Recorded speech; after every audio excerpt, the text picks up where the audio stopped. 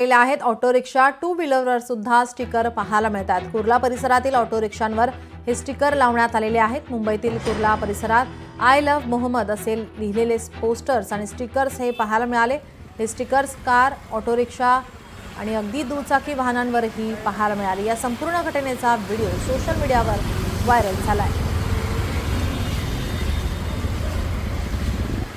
मुंबईतील कुर्ला परिसरात काही मुस्लिम गुंडे जबरदस्तीने गाडी, ऑटो रिक्षा, टू व्हीलरवर आय लव्ह मोहम्मदचे स्टिकर लावत आहेत। गली न्यूज हा व्हिडिओ लाखो लोकांना पाठवित आहे।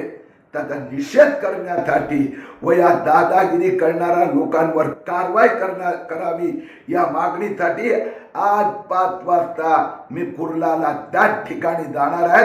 बघतो माझ्या गाडीवर कोण स्टिकर चिपकवतोय। पूर परिस्थिती, अतिवृष्टी याच्यामुळे जो काय शेतकरी अडचणीत आलेला आहे तो फक्त एका समाजाचा नाही आलेला आहे। तो हिंदू पण आहे, मुस्लिम पण आहे, ओबीसी पण आहे, मराठा पण आहे, एससी पण आहे, एसटी पण आहे। आता लोक काय म्हणतात की तुम्ही आम्हाला समाजामध्ये तिथं वाटू नका, आम्हाला मदत द्या।